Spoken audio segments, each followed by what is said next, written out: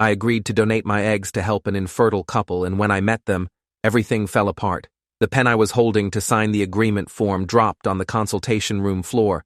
I didn't pick it up. My body had stopped taking commands the moment the door opened and Nathan Carver walked through, the one who would receive my egg donation.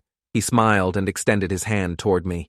I forced myself to shake his hand, even though touching him made my skin crawl. He had no idea who I was, but I knew exactly who he was.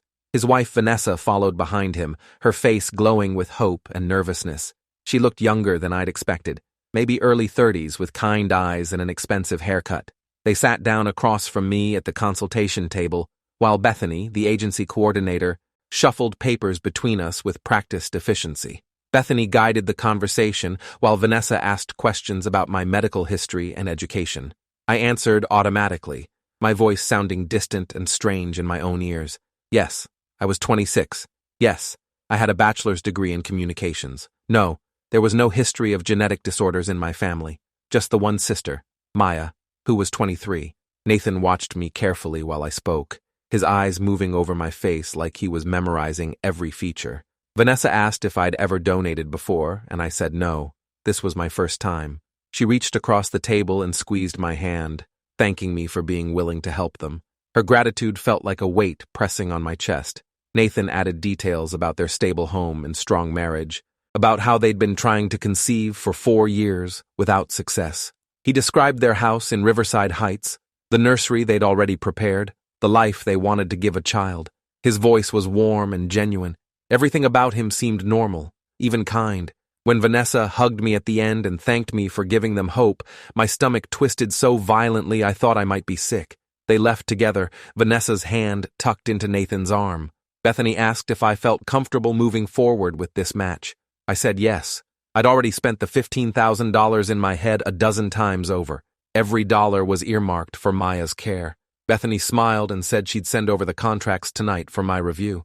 She reminded me that once I signed, I'd be legally committing to the donation process, which would take approximately 6 weeks from start to finish. I nodded and gathered my things, my hand still shaking slightly. I walked to my car and sat gripping the steering wheel, staring at the clinic's parking lot without really seeing it. My phone buzzed with a text from my mother asking if I was still coming to the hospital. I texted back yes and started driving, navigating through afternoon traffic on autopilot while my mind replayed Nathan's face, his smile, his complete lack of recognition. Maya was in room 4847 on the 4th floor, same bed she'd occupied since the accident 8 months ago. I signed in at the nurse's station where Sandra, the evening nurse, greeted me by name. She'd been working Maya's floor since the beginning and had seen me visit almost every day. I walked down the hallway past other rooms where other families kept vigil over their own tragedies. Maya lay connected to machines that breathed for her, fed her, monitored every function of her body. Her eyes were open but empty, staring at the ceiling with no awareness or recognition. I pulled the chair close to her bedside and took her hand. It was warm but limp, unresponsive to my touch. I met them today, I whispered. The couple, Nathan and Vanessa Carver. They seem nice. Maya's face remained expressionless, chest rising and falling with mechanical precision. The ventilator hissed softly beside her bed. I told her about Vanessa's kindness, about the nursery they'd prepared, about how desperately they wanted a child. I didn't tell her that seeing Nathan Carver had made me feel like the ground was splitting open beneath my feet. I didn't tell her that his presence in that consultation room had brought back fragments of memories I'd spent 8 months trying to keep buried. My mother arrived an hour later, her face lined with exhaustion from working double shifts at the grocery store. She'd aged a decade in 8 months, her hair grayer, her movements slower, her eyes carrying a permanent sadness that never quite lifted, even when she smiled. She asked how the meeting with the couple went. I said fine, that they seemed nice and kind, that I'd be moving forward with the donation. My mother hugged me and said she was proud of me for doing this, for being willing to help strangers while dealing with our own tragedy. The guilt twisted deeper into my stomach. She asked about the timeline, and I explained the hormone injections would start in a few weeks. The retrieval procedure would happen about 6 weeks from now, and the money would be deposited immediately after. She calculated quickly in her head, always calculating now, always measuring our finances against Maya's mounting medical bills. The experimental treatment would cost $18,000 and wasn't covered by insurance. Without it, her neurologist had explained, Maya's chances of meaningful recovery were effectively zero. The damage to her brain was too severe, the inflammation too extensive. With the treatment, she had maybe a 5% chance of regaining some level of consciousness and function. 5% wasn't much, but it was infinitely more than zero. My mother had been saving every extra dollar from her shifts, but we were still thousands short. The egg donation money would cover the gap completely. I spent that night researching Nathan Carver on my laptop, sitting at my kitchen table with cold coffee and growing dread. His social media showed a carefully curated life of success and happiness. Vacation photos from Italy and Greece, pictures from charity galas where he stood in a tuxedo with Vanessa radiant beside him, posts about hiking trips and wine tastings and Broadway shows. He was a senior investment banker at Whitmore Financial downtown, one of the top firms in the city. His LinkedIn profile listed an MBA from Wharton and a career trajectory that had taken him from analyst to senior vice president in less than 15 years. He owned a house in Riverside Heights where median home prices exceeded $2 million. Everything about his life looked perfect from the outside, polished and privileged and completely untouchable. I clicked through image after image, studying his face, trying to reconcile this successful banker with the person I'd built up in my mind for 8 months. Court records showed he'd been sued twice, both cases settled before trial with terms sealed by confidentiality agreements. One lawsuit from a former business partner alleging fraud in a commercial real estate deal.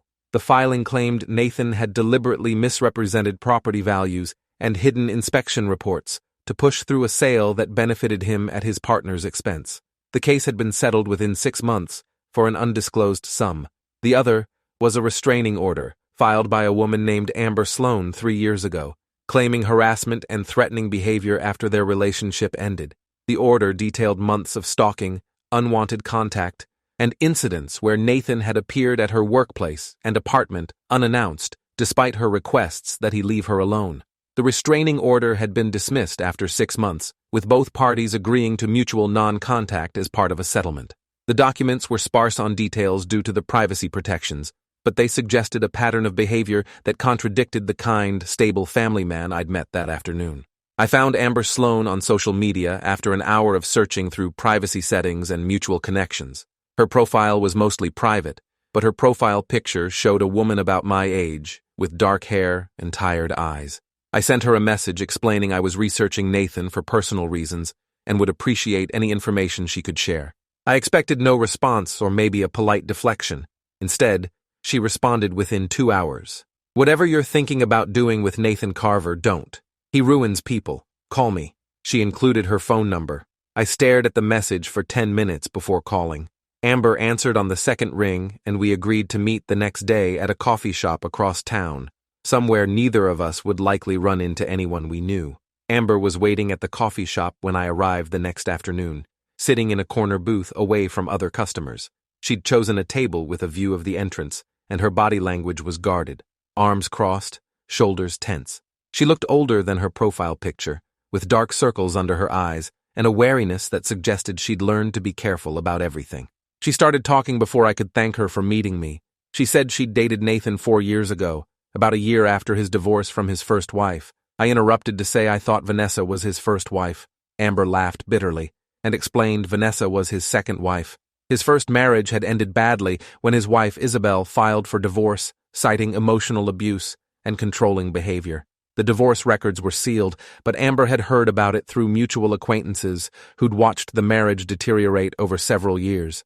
Amber described meeting Nathan at a charity fundraiser where he'd been charming and attentive, making her feel like the only person in the room. The first few months had been perfect. He'd sent flowers to her office, surprised her with weekend trips, talked about building a future together. She'd thought she'd found someone special, but the relationship had turned dark around the 4-month mark.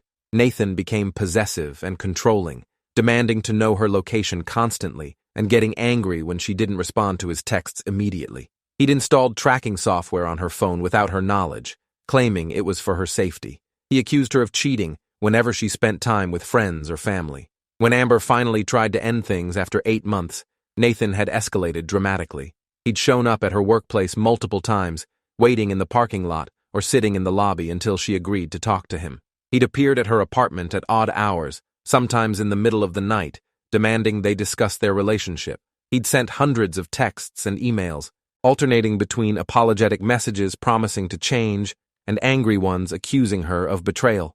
Her friends and family had become concerned enough that she'd filed the restraining order after he broke into her apartment one evening while she was at work. He'd destroyed several of her belongings and left threatening notes, though he claimed he still had a key from when they'd dated, so it wasn't technically trespassing. The police had taken a report, but said it was a civil matter. The restraining order had been her only option for protection. Amber grabbed my hand across the table when I explained about Maya's accident. Her grip was tight, urgent. "Don't do it," she said firmly. "Nathan collects power over people. He weaponizes relationships and information to maintain control over everyone in his life. If you give him your genetic material, he'll find a way to use it against you somehow. That's how he operates." I asked what she meant specifically, and Amber said she didn't know exactly, but she knew Nathan well enough to recognize his patterns. He didn't do anything without strategic purpose. If he'd somehow arranged to be matched with me as his donor, he had an agenda beyond just wanting a child. Maybe it was about control. Maybe it was about creating leverage. Maybe it was something she couldn't even imagine because Nathan's mind worked in ways that normal people didn't anticipate. She said the worst part about Nathan was how normal he seemed on the surface, how he could present himself as kind and reasonable while systematically destroying people behind the scenes. I left the coffee shop feeling worse. Every piece of information I learned made the situation more complicated instead of clearer. The contract sat on my kitchen table unsigned, the deadline for returning it approaching in 3 days. Bethany called twice, leaving cheerful voicemails asking if I had any questions about the terms. Maya's neurologist called my mother to say we needed to decide about the experimental treatment soon because her window for maximum effectiveness was closing. The brain inflammation needed to be addressed within the next 6 weeks for the treatment to have any chance of working. Every week we waited decreased those already minimal odds. My mother asked me about the donation money, and I assured her it was coming, that I just needed to finalize the paperwork. I picked up the pen that evening and stared at the signature line. My hand shook, but I pressed down and signed my name in clear letters. I scanned the documents and emailed them back to Bethany, then sat at my kitchen table feeling like I'd just made a deal I didn't fully understand. Bethany responded within 20 minutes, thanking me enthusiastically and scheduling my first medical screening appointment. The process was starting, and there was no turning back now. The medical screening confirmed I was healthy and fertile, an ideal donor candidate according to the clinic's standards. They ran blood tests and genetic panels, performed an ultrasound of my ovaries, verified my vaccination records and medical history. Everything came back perfect. They put me on birth control pills to regulate my cycle and synchronize it with Vanessa's preparation for embryo transfer. Then they started me on hormone injections that made my body swell and ache in ways I hadn't anticipated. The hormones were designed to stimulate my ovaries to produce multiple eggs instead of the single egg that would normally mature each month. The side effects hit me within days: bloating, mood swings, headaches, fatigue that made it hard to get through work shifts. I gave myself shots every morning in the bathroom mirror, watching bruises bloom across my stomach in purple and yellow patterns. Each injection was a small pinch of pain, followed by a dull ache that spread through my abdomen. The physical transformation felt like visible evidence of what I was doing to myself. My clothes stopped fitting right as my body swelled with retained fluid. My emotions became unpredictable. I'd find myself crying over commercials or snapping at coworkers over minor things. The hormone regimen lasted 3 weeks, each day marked by another injection and another layer of physical discomfort. I documented everything in a journal, tracking symptoms and side effects, though I wasn't sure why I felt compelled to keep such detailed records. Vanessa sent me a gift basket halfway through the hormone regimen. It arrived at my apartment with expensive bath products, gourmet chocolates, scented candles, and a handwritten note on cream-colored stationery. The note said they were praying for me and felt blessed beyond measure to have been matched with someone so generous and kind. She wrote about how long they'd been trying to have a family, about the heartbreak of failed fertility treatments, about how my willingness to donate had given them hope after years of disappointment. She said she prayed for me every night, asking God to bless me for my sacrifice. I stared at her handwriting, which was feminine and careful, trying to reconcile this kind woman with the man she'd married. Did she know about Isabel and Amber? Did she know what Nathan was capable of? Or was she innocent in all this? Another person he'd manipulated with carefully constructed narratives that had nothing to do with reality. I put the basket on my counter, where it sat untouched for days. the chocolates melting slightly in their wrappers, the candles gathering dust. The egg retrieval was scheduled for a Tuesday morning, 6 weeks after I'd signed. 2 days before the procedure, on Sunday evening, Nathan called me directly for the first time. His number appeared on my phone screen and I stared at it for 3 rings, my heart pounding, before answering. "Hello?" My voice sounded uncertain. "This is Nathan Carver," he said, his voice calm and friendly. "I hope I'm not bothering you. I got your number from the agency file. I wanted to thank you personally for what you're doing for us." I said it was fine, not a bother, though my hands were trembling. He asked how I was feeling, if the hormones were difficult, if I needed anything. His concern seemed genuine. Then he said, "Actually, I was hoping we could meet, just the 2 of us. There are some things we should discuss before the procedure." I asked what things, and Nathan paused before saying it would be better to talk in person. He suggested a coffee shop downtown, neutral territory where we could talk privately. Something in his tone made my stomach drop, but I found myself agreeing. Nathan was already at the coffee shop when I arrived Monday afternoon, sitting at a back table away from other customers. The place was mostly empty, just a few people working on laptops near the front windows. He stood when he saw me and gestured to the empty chair across from him. He'd ordered me a coffee, he said, pointing to a cup on the table. He'd guessed at cream and sugar. The gesture felt both thoughtful and presumptuous. I sat down slowly, every instinct screaming at me to leave, to run, to get away from this man whose presence made me feel like I was standing on the edge of a cliff. Nathan smiled and thanked me again for coming. He said he appreciated my time and knew this whole process must be stressful. He looked exactly like he had at the consultation. Well-groomed, expensive clothes, the bearing of someone used to being in control of every situation. "I know this whole situation must feel strange to you," Nathan said, his voice casual. "Meeting us, going through the medical procedures, giving something so personal to strangers. I want you to know how grateful Vanessa and I are. This means everything to us." I said it was fine, that I was happy to help. The words felt hollow and automatic. Nathan leaned back in his chair, studying me carefully. "But I think we should be honest with each other," he continued. "I think there's more to this situation than what we've discussed through the agency." My heart started racing. I asked what he meant. Nathan pulled out his phone and set it on the table between us with deliberate slowness. "I want to show you something," he said. "Something I think you need to see." He opened a video file. The screen showed dashcam footage from a car, timestamped November 8th, 10:47 p.m. The video quality was grainy but clear enough to see the intersection ahead. I watched the video play in slow-motion horror. A silver Honda sedan ran the red light at Morrison and 5th, going at least 40 miles per hour. A woman stepped into the crosswalk, illuminated by streetlights. The impact threw her body into the air like a ragdoll. The car didn't even slow down, just kept driving straight through the intersection before turning down a side street. The dashcam belonged to the car behind, which had stopped at the red light. The license plate of the car that hit the woman was perfectly visible in the footage, captured in sharp focus by the camera. My license plate, my car, my Honda with the dent in the rear bumper and the parking permit from my apartment complex visible in the window. My hands went numb. The coffee shop sounds faded to a distant buzz. I couldn't process what I was seeing.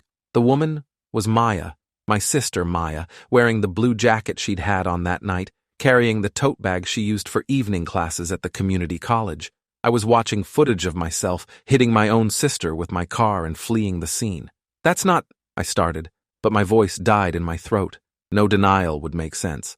The evidence was right there on the screen, timestamp and license plate and everything. "I was driving behind you that night," Nathan said softly, his voice almost gentle. "I watched you run that red light. I saw you hit her. I watched you keep driving without even slowing down." He paused, letting that sink in. "I followed you. I wanted to see where you'd go, what you'd do. I found you parked 3 blocks away on Elm Street, sitting in your car, hyperventilating. You were bent over the steering wheel, crying.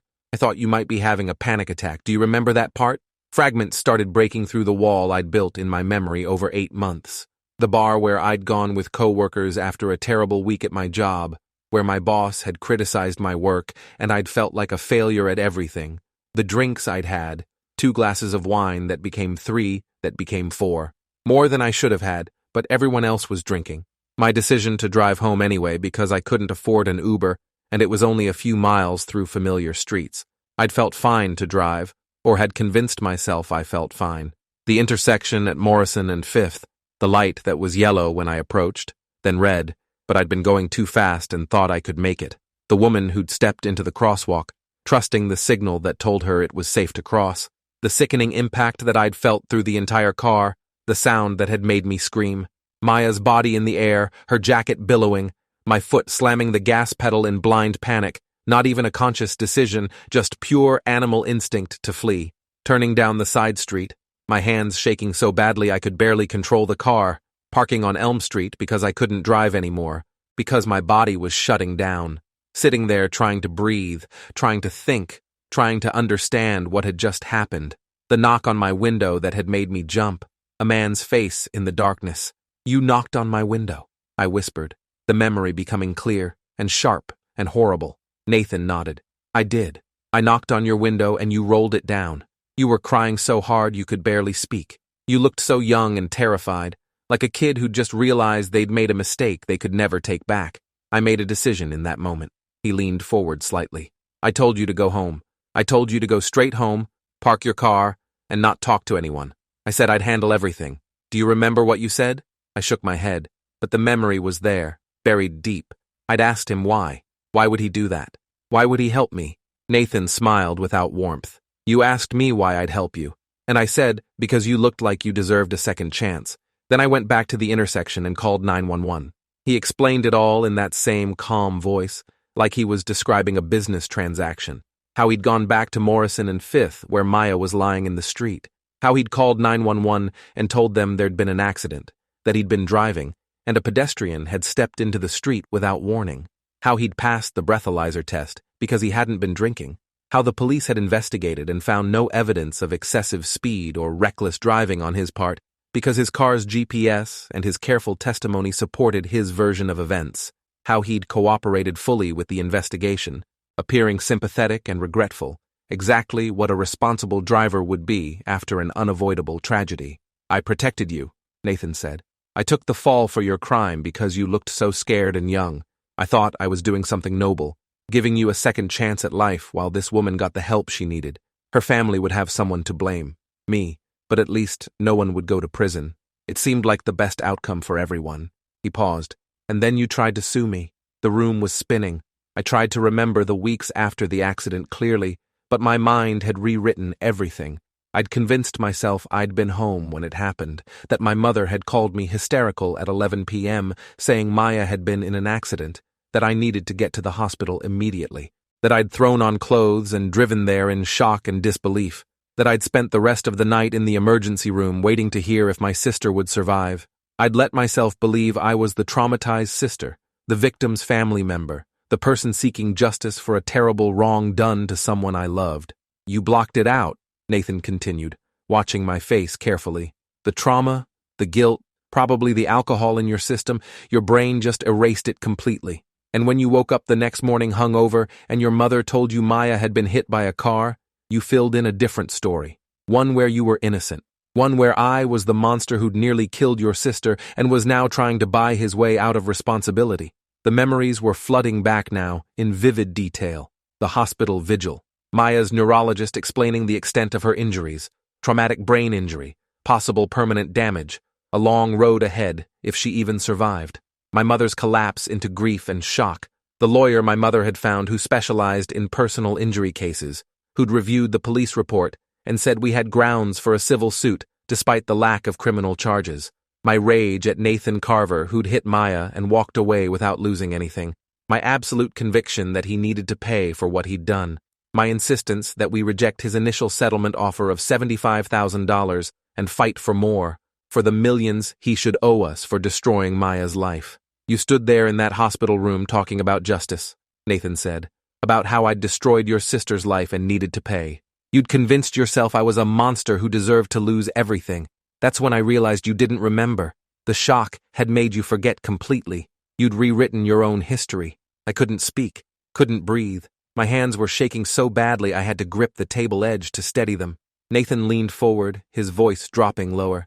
"The egg donation seemed like a fair arrangement. I'd been thinking about how to handle this situation for months.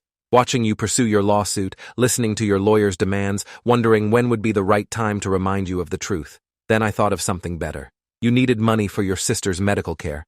I wanted to start a family with Vanessa. Why not solve both problems at once? But the matching system, I started. I paid someone at the clinic to make sure we were matched, Nathan said simply. $25,000 to an administrator who had student loans and a sick mother. It wasn't hard. I knew your profile would be in the system because young women with your demographics are exactly who these clinics recruit. I had him search for specific criteria: your age, your education, your connection to the accident. Why? The word came out as a broken whisper. Why not just turn me in? Why do this? Nathan's expression shifted into something that might have been satisfaction. Because this is better than justice. If I'd gone to the police with that footage 8 months ago, you would have been arrested. You would have gone to prison for hit and run causing serious bodily injury. Your mother would have lost both daughters. But you also would have been a victim of circumstances. Young, drunk, panicked, regretful. You might have served a few years and come out with your whole life ahead of you. That didn't seem like enough. He tapped his phone where the video had paused on my license plate. This way, you give me something I actually want. You give me a child, and we're bound together forever by what we both know. I don't understand. You will, Nathan said. Eventually, you'll understand that this is the perfect arrangement. I get the family I've been trying to have for years. You get the money to save your sister's life. And every time you think about that child growing up somewhere, every time you wonder what they look like or who they're becoming, you'll remember this conversation. You'll remember what you owe me, your freedom, your mother's peace, your sister's chance at recovery. All of it depends on my silence. He stood up, straightening his jacket. The procedure is in 2 days. I expect you'll go through with it. The contract you signed has a confidentiality clause that prevents you from discussing the donation or the intended parents with anyone. But now you also understand there's a bigger reason to stay silent. If you ever try to back out, if you ever try to expose what I did to protect you, if you ever violate the agreement in any way, I'll release this footage. I'll make sure the police see it. Your mother will know what you did. Everyone will know. And you'll go to prison while Maya loses the only family she has left. I sat frozen, unable to move or speak. Nathan picked up his phone and slipped it into his pocket. One more thing, he said, looking down at me. When that child is born, when Vanessa and I are raising it in our home, I want you to remember that it carries your genetics. Part of you will be in that child, and you'll never be able to claim it or acknowledge it or be part of its life. You'll just know it exists somewhere, a permanent reminder of what you did and what I did for you. That seems fair, don't you think? He left, without waiting for an answer. I sat there at that table for an hour after he'd gone, staring at the cold coffee, unable to process the wreckage of everything I thought I knew about myself. The revelation had torn apart 8 months of carefully constructed denial. I wasn't the victim's sister seeking justice. I was the perpetrator who'd nearly killed my own sister and been saved from consequences by a stranger who decided to collect his payment in the most twisted way possible. The egg retrieval procedure happened 2 days later, exactly as scheduled. I went through all the motions like a robot following commands. They gave me sedation that made everything blurry and distant. I remember the nurse telling me to count backward from 10. I remember the strange tugging sensation as they extracted the eggs through the needle. When I woke in recovery an hour later, it was over. 18 eggs retrieved, the nurse said cheerfully, an excellent result that should give the Carvers multiple chances at successful pregnancy. Bethany appeared beside my bed with an envelope containing $15,000 in a cashier's check. She said the Carvers were thrilled with the outcome and wanted me to know how grateful they were. I took the envelope without opening it, just held it against my chest while trying to feel something other than emptiness. I went to see Maya after the cramping subsided enough that I could walk without doubling over. The clinic had advised rest for the remainder of the day, but I couldn't go home, couldn't be alone with my thoughts. I signed in at the nurse's station and walked to Maya's room on legs that felt unsteady. I sat beside her bed and finally let myself look at her clearly, seeing her not as the victim of some stranger's carelessness, but as the person I'd nearly killed with my own hands. I remember now, I whispered to her empty eyes. I remember everything. I was driving that night. I was drunk, and I ran the red light, and I hit you. I kept driving. I left you there bleeding on the pavement, and I drove away to save myself. The words felt like confessing to a priest, except there was no absolution coming. Nathan Carver saw everything. He followed me and found me panicking, and he made a choice to protect me. He went back and told the police he was the driver. He took the fall for what I did. Maya's face remained expressionless, machines breathing for her, monitors beeping steadily. I told her about the meeting with Nathan, about the dashcam footage, about the egg donation that was his payment. I gave him 18 eggs, I said. Part of me that he'll use to make a child I'll never know. And I did it with your money, with the money meant to save your life. I'm using your tragedy to pay for my crime. The experimental treatment started the following week, paid for with the $15,000 from the donation, plus the remaining funds my mother had saved. The neurologist explained the protocol: specialized anti-inflammatory medications, growth factors designed to stimulate neural repair, intensive monitoring to track any changes in Maya's brain activity. The treatment would last 12 weeks, with diminishing chances of effectiveness as time passed. The first few weeks would be critical. We'd know within a month if there was any response at all. I visited every evening after work, sitting beside Maya's bed while the treatments were administered through her IV. My mother usually arrived later, after her shift at the grocery store. I didn't tell her what I'd remembered. I couldn't find the words to explain. She talked about the lawsuit her lawyer was still pursuing, about how Nathan's insurance company was stalling and offering lowball settlements. She wanted to fight for more, for the millions Maya deserved. I nodded and said nothing, knowing the lawsuit would go nowhere because Nathan had evidence that would destroy us if we pushed him too far. My phone rang one evening 2 weeks after the egg retrieval. Nathan's number appeared on the screen and I stepped out of Maya's room to answer. "Vanessa's pregnant," he said, without preamble. His voice carried an emotion I couldn't quite identify. Triumph, maybe, or satisfaction. "We got the results today. The embryo transfer was successful. 3 embryos implanted and 1 took. She's carrying our child." I leaned against the hospital corridor wall, feeling dizzy. "Congratulations," I managed to say. "You kept your end of the bargain," Nathan continued. "So I'll keep mine. The dashcam footage stays between us. You can move on with your life knowing your secret is safe." I asked the question that had been eating at me since our meeting. "Why did you really do this?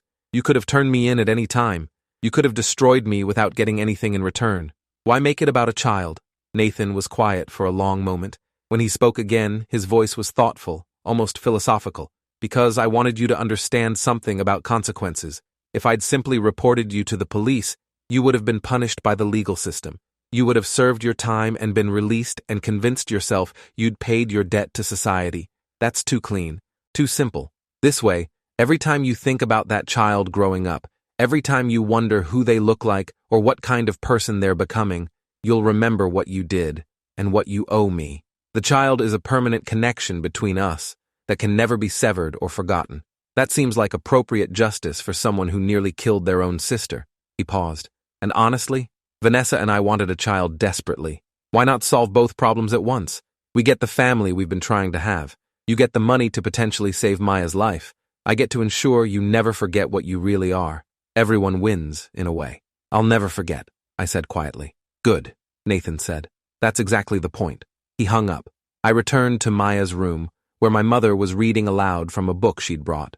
Something about hope and healing that was probably supposed to be inspirational. I sat down and took Maya's other hand, the one not connected to IVs, and held it while my mother read. I wondered if Maya could hear anything, if some part of her was still present behind those empty eyes. I wondered if she knew the truth about that night, if consciousness existed somewhere deep in her damaged brain, trapped and aware, but unable to communicate. The child was born 9 months later in June. I didn't receive any direct notification. Bethany called to close out my file with the agency and mentioned in passing that the Carvers had welcomed a healthy baby girl. She said they'd named her Grace, and everything had gone perfectly. She thanked me again for my generosity and said my donation had changed their lives forever. I thanked her and hung up, then sat at my kitchen table, trying to process the fact that somewhere in the city, in a $1 million house in Riverside Heights, a baby girl was growing who carried my genetic material. Grace Carver. She would grow up with Nathan's last name, raised by Nathan and Vanessa as their daughter, never knowing that her biological mother was someone her father had manipulated into this arrangement. She'd grow up with advantages I'd never had: wealth, stability, opportunities. She'd probably attend private schools and take expensive vacations and have every door opened for her that money could open.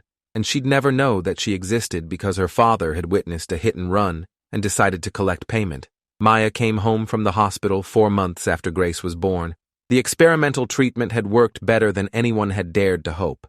The brain inflammation had reduced significantly, and her cognitive function had started returning gradually over the weeks. It wasn't a miracle recovery. She would never be exactly who she'd been before, but she could walk with assistance now, speak in short sentences that sometimes connected into longer thoughts, recognize people and understand what was happening around her. Her personality was different, flatter somehow, missing the spark and quick humor that had defined her before.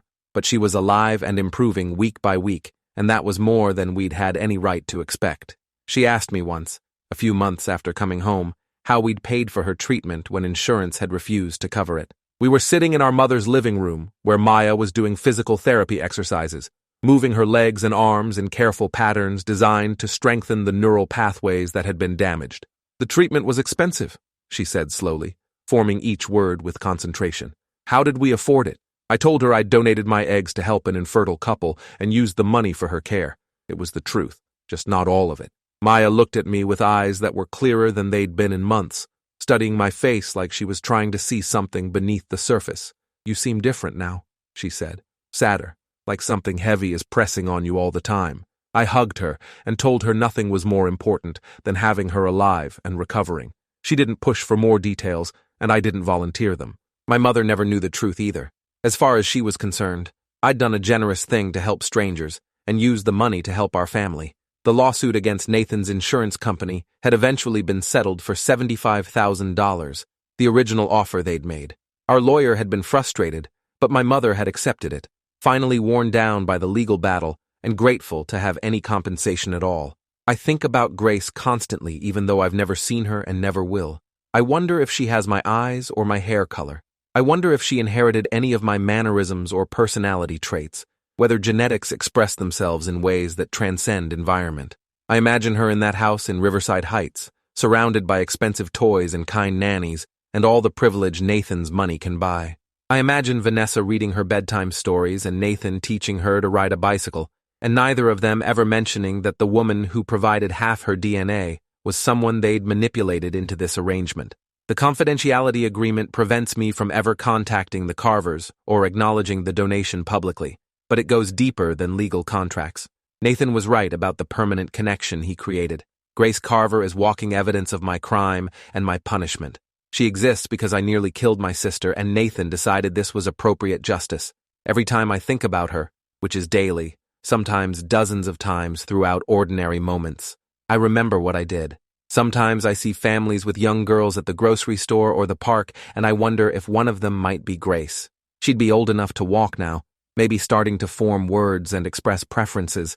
I wonder if Nathan looks at her and thinks about me, about the woman who carries the weight of what she did every single day. I wonder if he's satisfied with the arrangement he created, if the control he has over me through our shared knowledge feels like adequate compensation for taking the fall that night. Maya is alive. That's what I tell myself when the guilt and shame become overwhelming.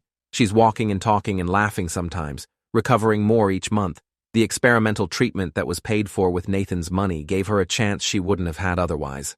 Maybe that's its own form of justice, using the money from my punishment to heal the person I'd hurt. Maybe that makes it marginally less awful, though I know that's probably just another story I'm telling myself to survive. Nathan Carver got his child and his perfect life intact. I gave him a child with my genetic material in exchange for my sister's life and my own freedom from prison. Some nights I lie awake wondering if I made the right choice, if there was another path I should have taken that would have brought real accountability instead of this twisted arrangement. But then I see Maya complaining about her physical therapy exercises, or asking what's for dinner, alive and present and recovering, and I know I'd make the same choice again.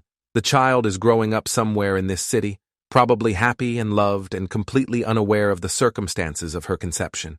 And I'm here carrying the knowledge of what I did and what I gave and what I'll never be able to acknowledge or reclaim. Nathan was right. This is perfect justice for someone like me. Not clean or simple, but permanent and inescapable. Grace Carver is my punishment and my permanent reminder that consequences don't always come from the legal system. Sometimes they come from the people who witness what we've done and decide how we'll pay. Appreciate you watching this far. If you enjoyed it, drop a like, leave a comment, and subscribe so you won't miss the next story.